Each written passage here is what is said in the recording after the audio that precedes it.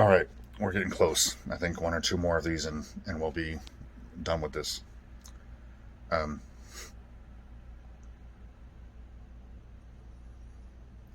so I get out of the military, and I am. My life is again completely turned upside down, and I come back to California, and I'm living with my parents. Um, so at that point in time, this is like a year. It's like a year or two after I got out of the military. It was a year before I came back to California. So I had already been through the VA process, and I was already 50% disabled. Back and neck pain, um, a hearing loss, as of most people in the military. I was an aircraft mechanic for the largest aircraft in the Air Force inventory, so the hearing loss was like I have pretty moderately severe hearing issues. Um,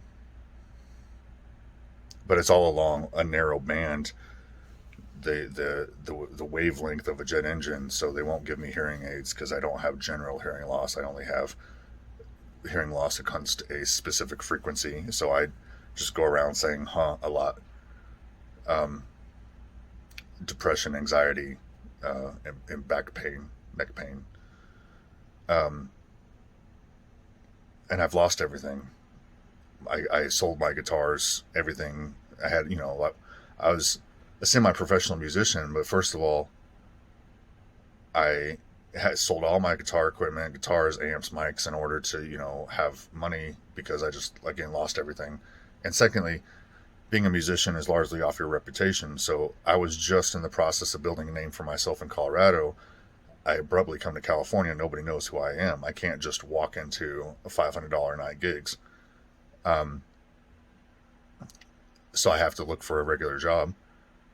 And the only thing I have is clothes and my kids' toys. Everything else got sold. Um, so this is like what I thought was rock bottom. It was not rock bottom yet, but I thought it was. Um, I cannot stand to be in my parents' house. I can't stand my parents. Like no offense, but they abused me my entire life. And I missed a story when I was in Colorado. Is that somebody in my family, because I'd never mentioned my second wife and my third partner are black, and so when I married a black woman, somebody in my family called CPS for child abuse because there's a black person in the family and all black people do crack. And so my kids were around crack. Now, this is before she actually like did become she started doing meth, but this is that came later.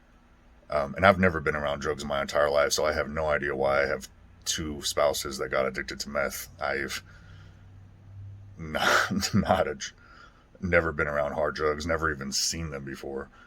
I was a church boy, and so I immediately started looking for work. I can't stand to be in my parents' house when uncle gave me a trailer, just a tiny little RV that we parked in my parents' backyard and run an extension cord to the house so I have lights and a microwave. No running water, no heat, just that's it. And I'm just looking for work, which means either being gone all day or, out at hitting the streets or at interviews or um, on the computer cranking out resumes. And my dad didn't understand that. He was like, "Why are you just wasting time on the computer all day when you need to be looking for work?" And I'm like, we are now in the future. This is where the jobs are. This is where I need to be. This is how I find work. Um, and my parents have not changed to this day, as far as I know. Haven't talked to them in a long time, but they were very cruel. They were very strict. They were very mean. And one time I got sick and I'm asleep in my trailer, and my parents knock on my door and say, "Can we take your kids to church?" And I was like, "Absolutely not." I fall back asleep, and they took my kids to church. And I'm like, they're independent fundamental Baptist cult church that they raised me in. My mom would like my dad would be constantly correcting my children, and my mom would start yelling at them. And I was like, hey, they just went through a very traumatic incident. Why don't you back off, my children, and stop? And my dad tried to physically fight me over that. Um, and so I'm looking for work, and I'm also doing hustles, like signing the petitions and whatever other day labor job. I have my VA disability, and I start going to get my master's degree because with the post 9/11 GI Bill, if you are going to college full time, you get your housing allowance. I am completely desperately broke. I need any kind of money I can get. So I start taking college classes in order to get the extra money for the housing allowance to survive on. But like, you had to go to school full time. So I'm living in a trailer which only just electricity, no power, no heat, no water, no heat, no water, while constantly looking for work, going to school full time, and constantly just being in this shitty situation and being very depressed and anxious about the whole thing. But I have to keep going. I'm in survival mode. And so I'm drinking, I'll go out at the bar at night and just buy a pitcher of PBR because it's $5 and just sit there and drink it to not lose my fucking mind. And I meet a woman who just loved me basically right away, and we're married today. Um,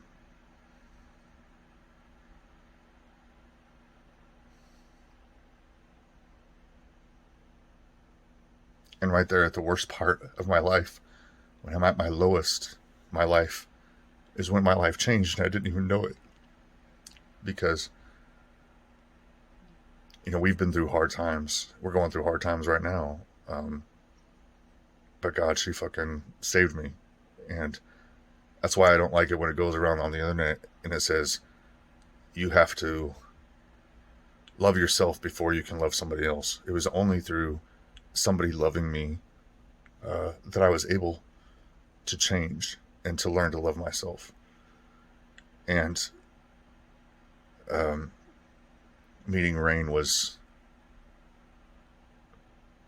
the turning point of my entire life, but it happened at the lowest part of my life, because they just loved me completely and utterly, for no fucking reason at all. I was older than them. I was a single parent. I was broke. I was broken.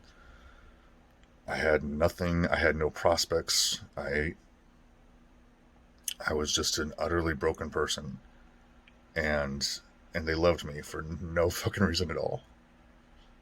And I'm still trying to figure out why they love me so much. But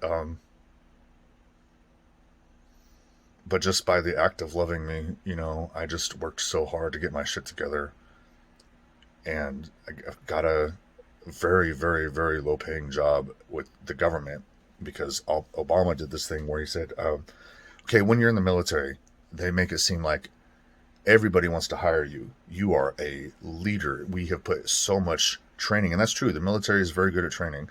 I not only went through technical training, but I went through a shitload of management training, and I was just a sergeant. I imagine how much leadership training the officers go through, but I went through 6 weeks of management training when I became an E4, and like 8 weeks of management training when I became an E6. So very much so. So they pump you up, and they're like, you have all this responsibility and leadership experience. People are going to eat you up and be standing in line to hire you. But that, not only were we going through a recession, but that's just not the case. The case is that in the media, they make out all vets are crazy and broken with PTSD, and they're all dangerous. And PTSD does not make you dangerous. Not a single one of these people who've been going around with these mass shootings has PTSD. PTSD, you're much more likely. Well, I'll get to that later on, because that part of my story is coming. But you are very unlikely to be a danger to anybody but yourself if you have PTSD. But like, nobody wanted to hire me. And I have a great resume, so it was so frustrating and depressing. and it was a struggle every day to keep getting up and going out and looking for jobs after getting rejected. And but Obama passed this law that government jobs had to give first priority to veterans. So I just got a very, very low paying job in Los Angeles, which is 2 hours away from me. But I'm working for the VA. No. I'm not working for the VA yet. I got to back up a little bit. I'm at the VA for a health appointment, and somebody just overhears me that I'm living in a trailer in my parents' yard, and says, and they grab me and take me to the HUD-VASH office, and they say, "Hey, tell this guy what's going on." And that guy said, "You're homeless." And I was like, I'm not homeless. I'm not on the streets." And he's like, "You don't have running water or heat. You're homeless." So they get me an apartment like that, but it's not a great apartment. It's a Section 8 apartment. It's 800 square feet. I have 3 children. And so I give the 3 kids the big room, and I take the small room. And then at the same time, Ariel is going through a very difficult time herself, where her family basically kicks her out. So she comes and stays with me. And so there's like 5 of us shoved in an 800 square foot apartment, and I'm working 2 hours away in LA for just barely enough money to survive on. And my job was temporary. It was tied to a grant, and after this 2-year grant, the funding for the grant went up. This job was going to go away, and I have a family, so I'm not sticking around for 2 years to wait for this to run out. So I immediately start looking for another job, and I found another job, also a government job, working for the Department of Defense in San Diego. Now, San Diego is farther away from where I live than Los Angeles. So now I'm driving 3 hours each, about 2 hours, 2.5 hours, depending on traffic, each way to work. I have to get up at 3 o'clock in the fucking morning. And it's still not a great job. It's still not a very high paying job. But it's permanent. So, but it is so high stress, because first of all, this is like a TV show. The wildest people that I'm working with. One woman would just say and do the most disgusting, unprofessional, gross things, and they would take no action against her. So I work in an office of 4 people, and this woman, one time she got like this horrible, gross rash on her face, and she was missed work for like a week, and then she came back and she's like, "Do you want to see it?" And I was like, "No," and she shoved this picture in my face. She's like, "My dog licked his asshole and then licked my face," and I'm like, "Why are you serious? Oh my God."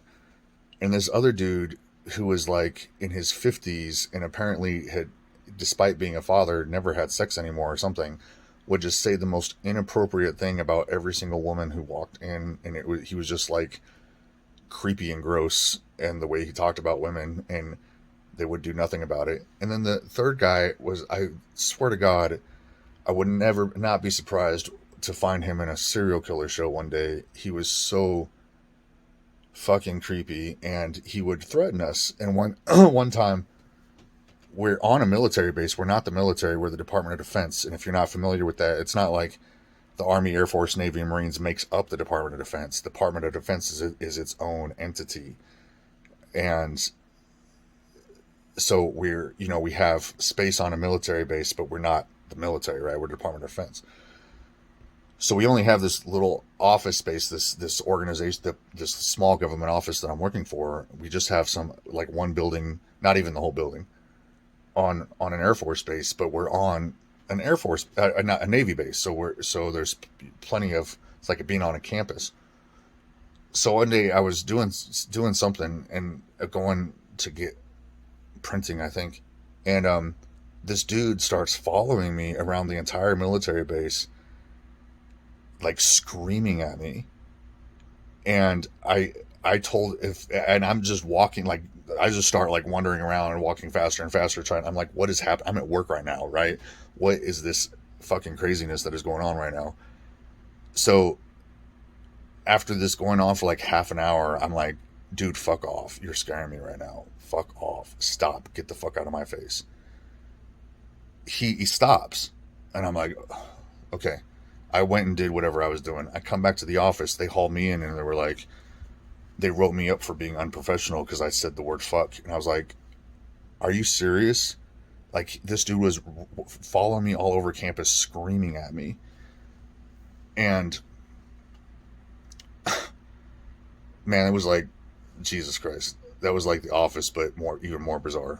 Um, so then after that, my boss would come into the office. There's four of us working in an office, like in a cubicle little thing that we're all sharing, right? And he would just sit there and stare at us working for most of the day. Would not say good morning, would not say good night, would not have conversation, would just sit down and stare. And I'm again just like, what the shit is this? Like this guy has no, he won't correct people who are doing wild and crazy things, and his solution to the all the bizarre unprofessional shit that's happening in this office is not to write anybody up or fire anybody. It's to sit here and stare at us working all day. Holy shit. So one day I'm sitting at my computer working and are trying to look like I'm working because my boss is sitting there staring at me, and my heart, I start having chest pains. And so my boss is right the fuck there. So I tell him, and he's like, um, you should go to the hospital. So I, I don't live in San Diego. I'm working in San Diego, but I don't live there because I have no idea where the VA hospital is in San Diego.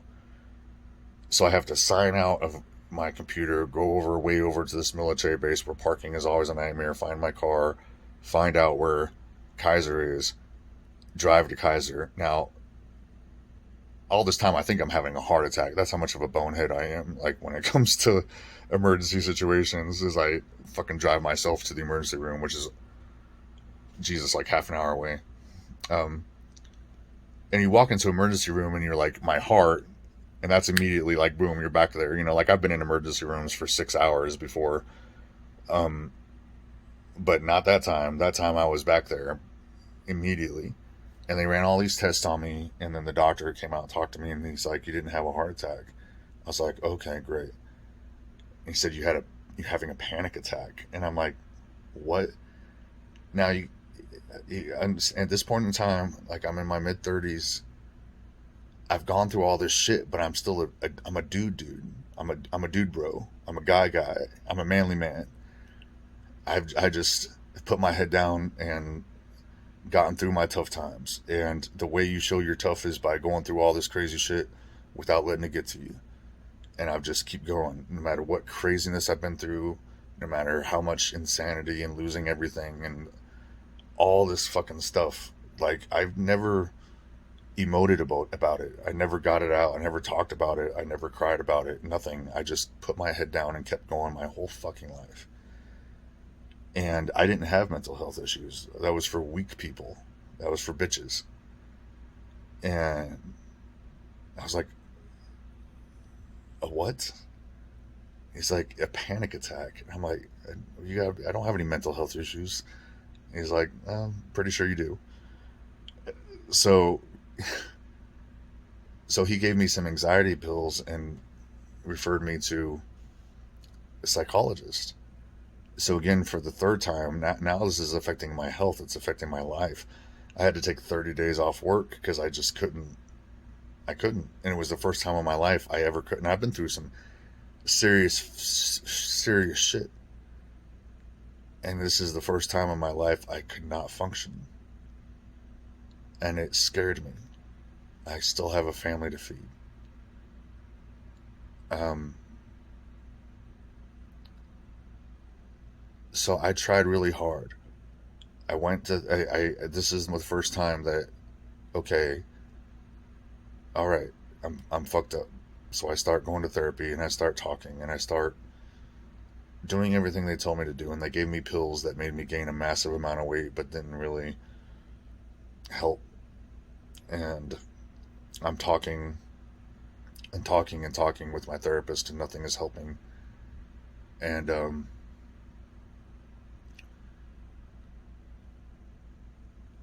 after that incident, I'm just like, fuck this job. Like, this guy, this is ridiculous. So I start looking for work again, find the job that I have now that I'm not going to state what it is, but it's also working for the government. And it's not because it's an interesting, fascinating job. It's just because privacy and shit. And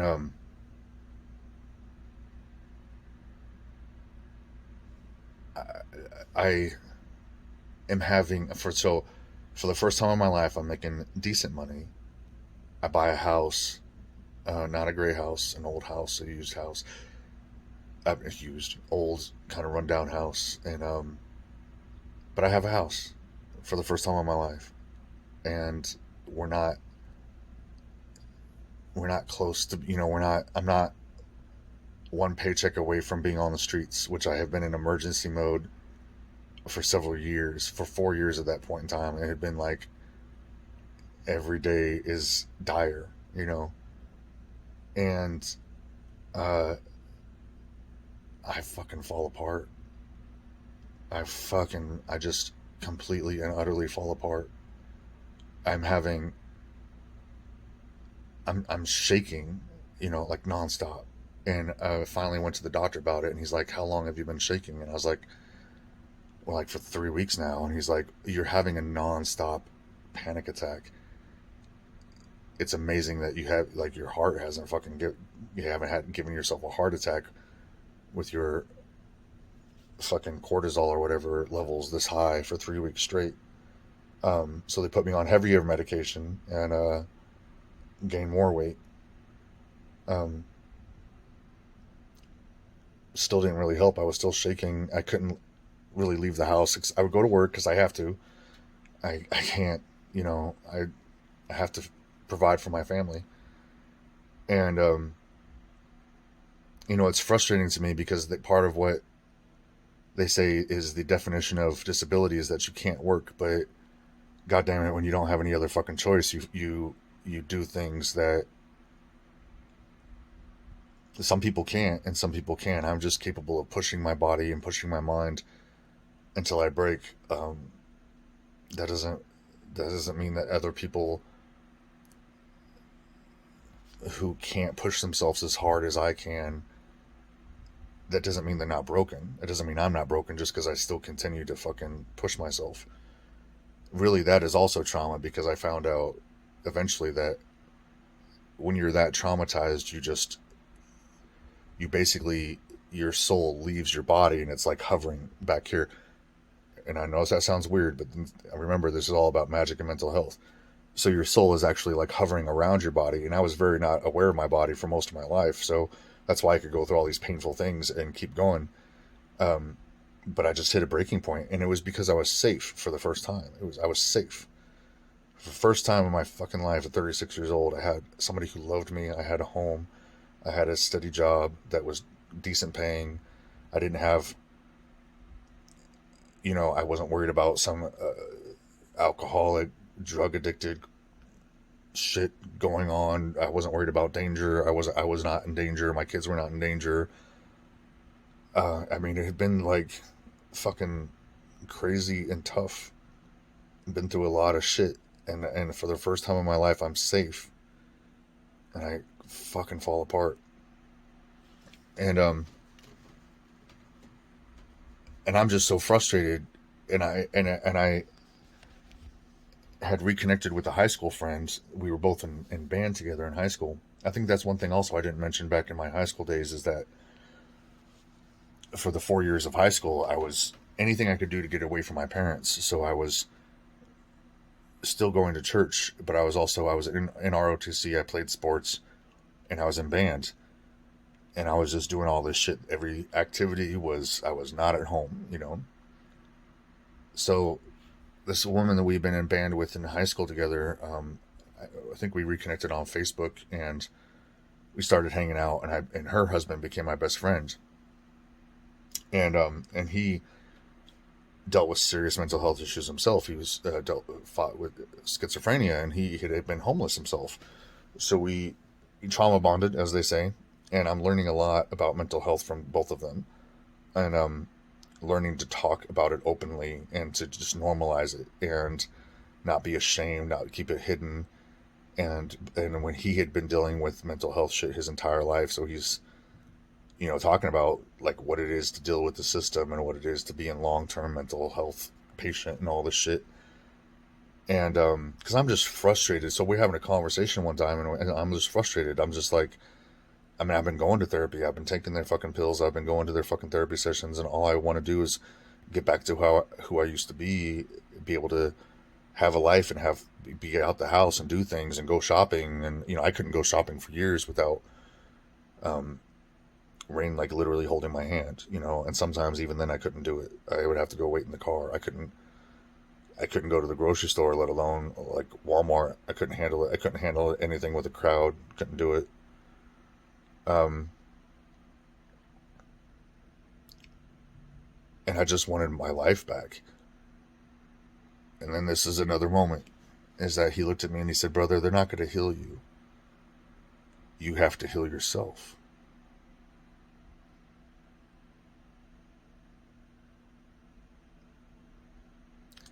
It's funny how life works out, because he again doesn't talk to me. Lost a lot of friends due to mental illness, PTSD. You push people away. Um, he pushed me away. He thought I was trying to seduce his wife. I was not. But that was just, we're both mentally ill. I'm not angry about it. I was just hurt. Um, but him having that one conversation with me changed my fucking life. And that's what brought me to right here, right now, doing what I'm doing. Is that by this time I had been a magician for a long time, but that was something that was intentionally personal. I had tried out the various pagan groups and didn't really vibe with them. So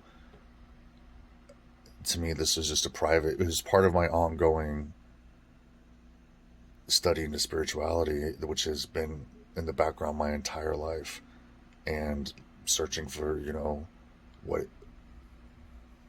if God isn't real, then what is? If the religion that I grew up with is not the truth, then what is the truth? That search has never stopped. And despite all the story that I just told about all the craziness of my life, the reading and searching never stopped. And part of that was magic, but it was like an intellectual, egotistical thing for me. It was, I was into, I was never into ceremonial magic, but I was more into like the intellectual. Chaos magic was the thing at the time. It's starting to become. I'm starting to hear people. I just went to a presentation on chaos magic recently, and I think it's starting to become popular again. It went out of vogue there for a while, but chaos magic used to be a very um, egotistical white male thing to do, and and I think it's starting to become less toxic. It certainly started out. Chaos magic was a pretty toxic place to hang out in the magic community. Um, but I've been doing magic for years, but I'd never connected the dots. I never heard anybody say that, um, yeah, you can use magic to get what you want. And I had. Like, when my life was at its lowest, I met Rain, and Rain is also a witch. And so, we have what we have now due to magic. And that's not how magic doesn't work by coincidence. You don't say, we did a spell to get more money and then I got a better job, so it was just a coincidence. No, you always give credit when you do magic and then it happens. Don't try to talk your way out of it afterwards. You know, we did magic to get a house, we got a house. We did magic for a better car, we got a better car. What we didn't realize at this time is that we were not being specific. So we did not get the job that I wanted, or the house that I wanted, or the car I wanted. But we were so broke, we didn't care. It was just like doing better off than we were. Um, So we had pulled ourselves out of this really dire situation through magic. So I knew magic worked, and I had used magic to pull myself out of a nightmare situation in my life and to get into this stable situation. But it had never fucking occurred to me that you can use magic to get what you want, and that includes a better version of you. Never even fucking thought about it before. But when he said that to me, I realized I needed to become my own case manager. I can't walk into a therapist office and expect that therapist to fix me. The therapist isn't trying to fix me. Unfortunately, because of the capitalism of our society, the function of the mental health as a economic business, because remember, mental health, physical health is a business in America. It's not a nonprofit. It's not trying to save the world by making people better. It's at the end of it, it's about profit. It's a business. It's capitalism. So they are trying to get you to function in order to be in a capitalist model, to work a job, pay your bills, pay your taxes. If you cannot function in society, then you are disabled, and there's not a whole lot of effort put into you after that. If you are not quickly fixed, the American healthcare system mostly revolves around quick fixes. If you're not a quick fix, now you have to fight for healthcare. If you have cancer, if you have diabetes, if you have long-term mental health issues, you have to be your own advocate. You have to fight. They're not going to put a lot of effort into you. And not a lot of people, number one, understand that. And number two, have the ability to do that. And number three, have the mental fortitude, like I didn't. My spouse, my partner has helped me greatly with that. It's hard to fight for your mental health when you're mentally ill. It's a very difficult thing to do. But I realized I needed to be my own case manager. I cannot trust the system. So that's when I deep dived into reading about mental health, and I quickly came to understand that what I say commonly right now is mental health is spiritual health. And through just a combination, man, I went to some shamanism classes. I've just read a lot of different things, and I never had the intention. I was not trying to help you guys. I was trying to fix me. I was trying to function. I was trying to be a better partner. I was trying to be a better husband. I was trying not to commit suicide. I was just trying to survive long enough to not fucking put a bullet in my head so I could raise my kids. And I thought that my thinking was, if I could just survive long enough to raise them, then I can end it all and just end this misery.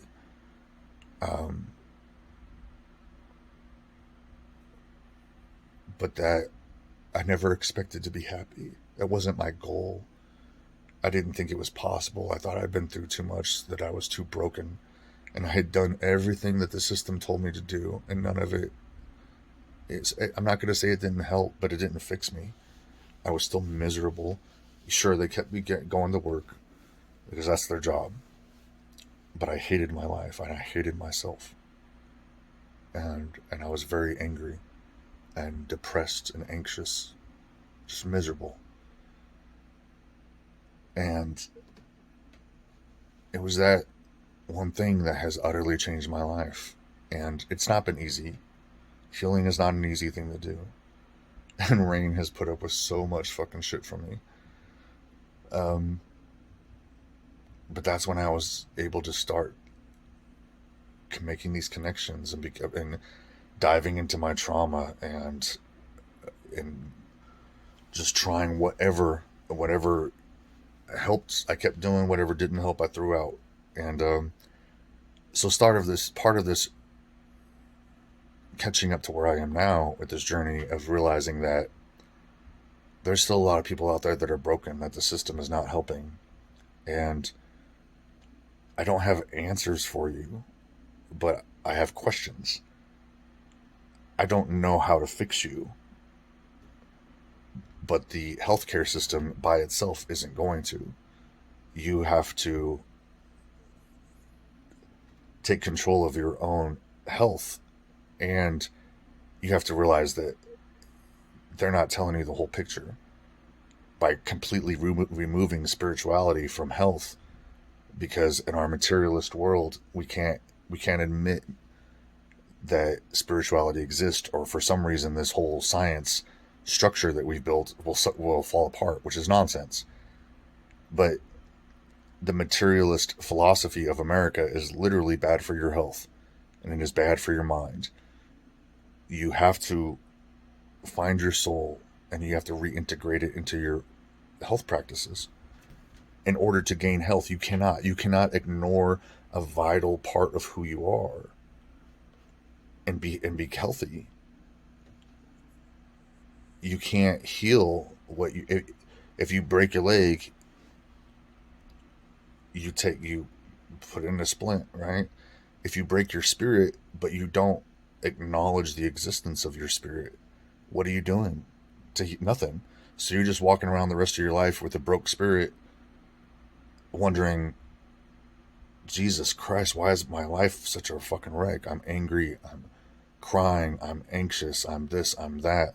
There's a lot of different ways that this expresses itself that makes life difficult. But spirituality is not the only answer. I'm not telling you to get spiritual and all your problems are going to be solved.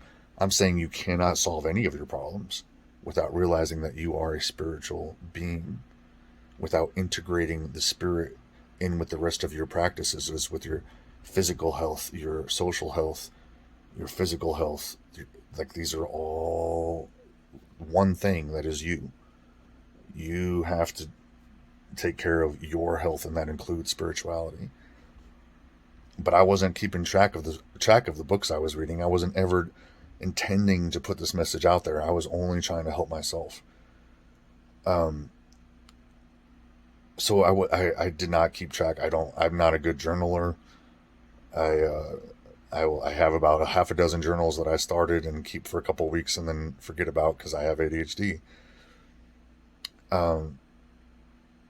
So in a way, I've realized that the experiences that I've been through in my life, and this realization that magic, it's not that magic can be used for mental health. It's really, really, really what it is that there's no different, like, psychology is magic, really, basically. And I know that sounds nuts. That would have sounded nuts to me 10 years ago. So I have to explain where I'm coming from and explain a magical way of viewing the world that really only comes after deep diving into spirituality and understanding that the way we were taught to understand the reality of the world, it is not the truth. Not in church, not in school. Like, we've been lied to. Is that a conspiracy theory? I don't know. I don't know if the lie was intentional. I don't think it was. But, part of fixing your mind, fixing your soul, and therefore fixing all of society, because America is a pretty fucking rough place right now. And we need to heal. And I'm no longer trying to save America. Like, as far as I'm concerned, like, capitalism is gonna keep on going with that rattling, death breath as long as it can. It's gonna keep squirming until it can't squirm no more. But as far as I'm concerned, like, this fantasy of never-ending economic growth is already over. It's already ended. The cards are just now beginning to fall. So I'm not trying to save anything anymore. I'm just trying to say, like, hey, if we want a better future, we each individually have to heal ourselves.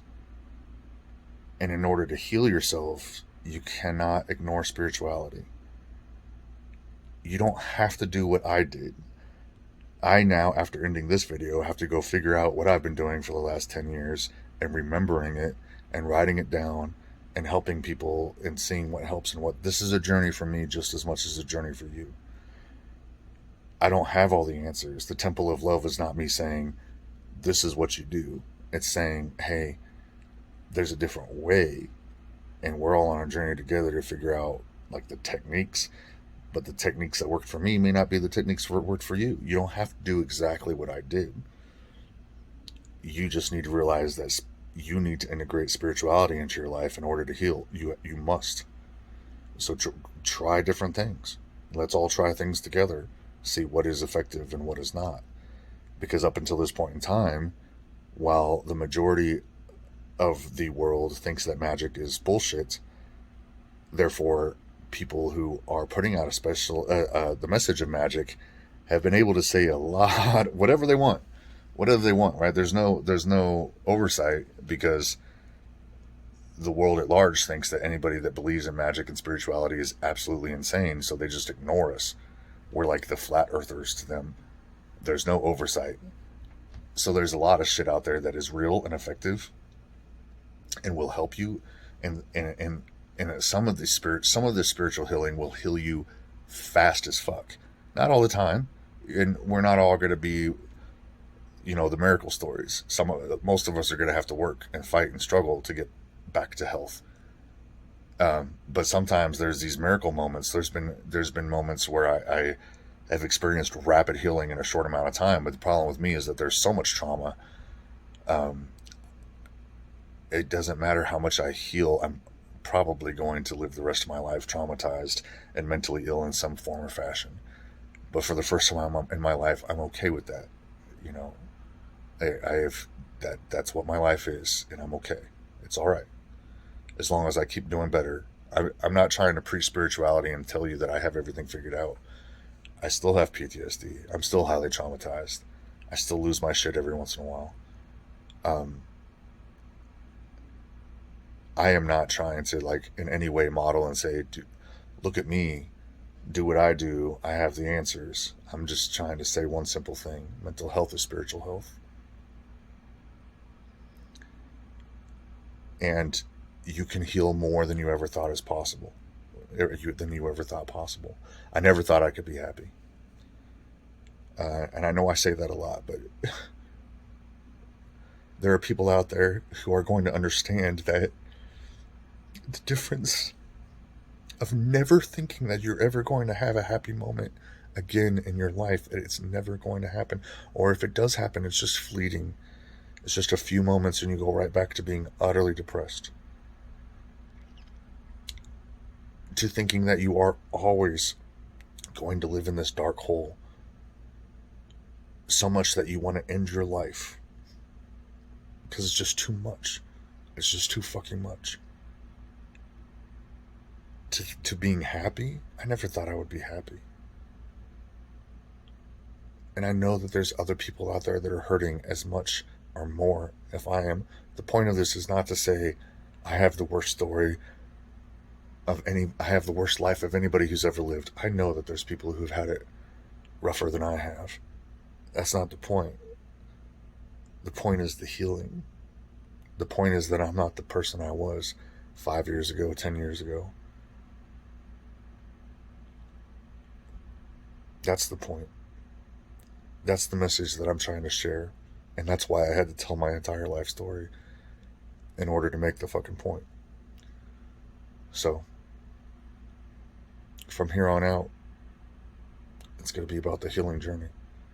And I want you to be here with me on this journey.